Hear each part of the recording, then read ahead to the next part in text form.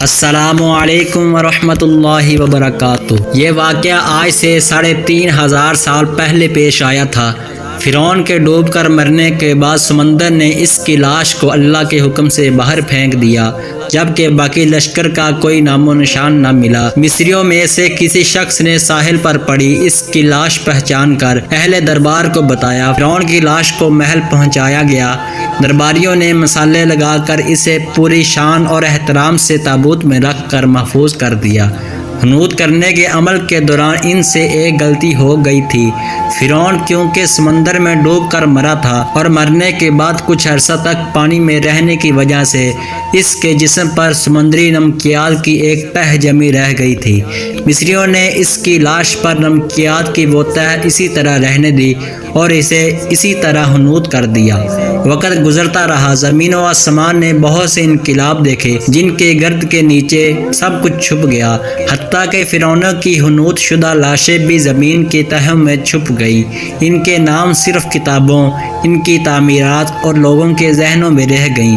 اس واقعے کے 2000 سال بعد اس دنیا میں اللہ کے آخری نبی حضرت محمد مصطفیٰ صلی اللہ علیہ وآلہ وسلم تشریف لائے۔ ان پر نازل ہونے والی آخری کتاب میں فرعونوں کے قصے بڑی تفصیل کے ساتھ بیان کیے گئے تھے، اور اسی سلسلے میں اس فرعون کا جسم محفوظ کرنے کی بابت آیت بھی نازل ہوئی تھی، جس کی سچائی پر سب اہل ایمان کا پختہ یقین تو تھا، لیکن وہ سمجھنے سے قاصر تھے کہ اس خدائی کا دعویٰ کرنے والے کی لاش کہاں محفوظ کی گئی اور اسے کیسے عبرت کا نشان بنایا جائے گا۔ 1871 میں مصر کے ایک شہر القرنیہ سے تعلق رکھنے والے غریب اور معمولی چور احمد عبد الرسول کو فرعونوں کی حنوط شدہ لاشوں کی طرف جانے والے خفیہ رستے تک رسائی مل گئی۔ احمد عبد الرسول نوادرات چوری کر کے بیچا کرتا تھا۔ ایک دن وہ دریائے نیل کے کنارے کے قریب تبیسہ کے مقام پر اسی سلسلے میں پھر رہا تھا جب اسے ایک خفیہ راستے کا پتہ چلا۔ وہاں وہ نوادرات کی چوری کے لیے جگہ کھود رہا تھا کہ اسی دوران اسے کچھ لوگوں نے پکڑ لیا اور پولیس کے حوالے کر دیا۔ وہ جس جگہ کو کھود رہا تھا وہاں سے ملنے والے راستے کی جانب مسلسل کھدائی کی گئی۔ 1891 کو دوسری ممیوں کے ساتھ اسی غرق ہونے والی فرعون کی لاش بھی مل گئی۔ اس کے کفن پر سینے کے مقام پر اس کا نام لکھا ہوا تھا۔ ان ممیوں کو ماہرین قاہرہ لے گئے۔ جب ان ممیوں کا تفصیل سے جائزہ لیا گیا تو فرعون والی ممی پر جمی نمکیات کی تہ سے تصدیق ہو گئی کہ یہی فرعون ہے جسے اللہ نے پانی میں غرق کر کے بدترین انجام سے ہمکنار کیا تھا۔ یہ بہت بڑا واقعہ تھا۔ اس کی تصدیق کے لیے دنیا بھر کے ماہرین، اساس قدیمہ اور سائنسدان مصر کی طرف امڑ پڑے۔ مختلف سائنسی ٹیسٹ کرنے کے بعد دنیا بھر کے سائنسدانوں نے تصدیق کر دی کہ دوسری سب لاشوں کی نسبت صرف فرعون کی لاش پر ہی سمندری نمکیات کی تہ جمی ہوئی تھی۔ اس تصدیق کے بعد اسے فرعون کی لاش قرار دے کر عجائب گھر میں محفوظ کر دیا گیا۔ 1982 میں فرعون کی ممی خراب ہونے لگی تو اس وقت کے مصری حکومت نے فرانس کی حکومت کو درخواست کہ فرعون کی ممی کو خراب ہونے سے بچایا جائے، نیز جدید سائنسی ذرائع سے اس کی موت کی وجہ بھی معلوم کی جائے۔ چنانچہ مصری اور فرانسیسی حکومت نے مل کر ممی کو فرانس لے جانے کا انتظام کیا۔ جب فرعون کی لاش کو فرانس پہنچایا گیا تو ایئرپورٹ پر اس دور کے فرانسیسی صدر بذات خود حکومت کے ساتھ اعلیٰ عہدیداروں، تمام وزراء اور فوج کے افسران کے ساتھ استقبال کے لیے موجود تھے۔ فرعون کی لاش کا استقبال کسی عظیم زندہ بادشاہ کی طرح کیا گیا۔ فوجی دستوں نے سلامی دی۔ فرعون کی ممی کو ماہر ڈاکٹروں کی ٹیم کے حوالے کیا گیا۔ اس ٹیم کی سربراہی ڈاکٹر مورس بوکائے نے کی تھی۔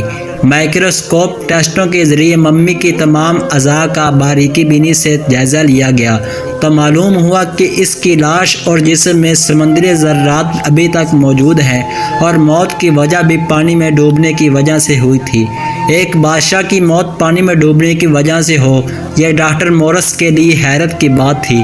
اس نے اس ممی کے بارے مزید جاننے کی کوشش کی تو اسے معلوم ہوا کہ اس بادشاہ کی موت کے حالات مسلمانوں کے نبی حضرت محمد مصطفیٰ صلی اللہ علیہ وآلہ وسلم پر اتری کتاب قرآن پاک میں تفصیل سے درج ہے۔ اسے علم تھا کہ جہاں سے یہ لاش ملی ہے وہ ایک اسلامی ملک ہے، چنانچہ تجسس کے ہاتھوں مجبور ہو کر وہ مصر پہنچا۔ وہ ایک سائنسدان تھا، اس نے اس معاملے میں مصر کے ہی ایک سائنسدان سے ملاقات کی۔ اس سائنسدان نے قرآن پاک کھول کر اسے سورہ یونس کی آیت 90 تا 92 کا ترجمہ لفظ بہ لفظ سنایا۔ فرعون کا خدائی کا دعویٰ، اس کا پانی میں ڈوب کر مر جانا، پھر پانی سے نکال کر اس کی لاش کا حنوط ہو جانا، پھر دوبارہ لاش کا ملنا، اور پھر اس کی لاش کو جدید سائنسی دور میں دوبارہ محفوظ کیا جانا، سب کا اشارہ ایک جانب تھا اور بہت واضح تھا۔ تجھے بعد میں آنے والوں کے لیے عبرت کا نشان بنا دوں گا۔ فرعون کی لاش ایسے محفوظ کر کے دنیا کے سامنے لا کر رکھ دی گئی کہ انٹرنیٹ کی ایک کلک رسائل و جرائد پر، ٹی وی چینل پر اور عجائب گھر میں اربوں انسانوں کی آنکھوں کے سامنے کریہ اور پچکی قابل ترس حالت میں موجود ہے۔ عبرت کے لیے، سوچنے کے لیے کہ عبادت کے لائق اور ہمیشہ رہنے والا وہی ہے جو سب کا خالق اور رازق ہے۔ ڈاکٹر مورس نے آیت کا ترجمہ سنا تو اسی وقت پکار اٹھا، قرآن سچا ہے، کلمہ پڑھا اور مسلمان ہو گیا۔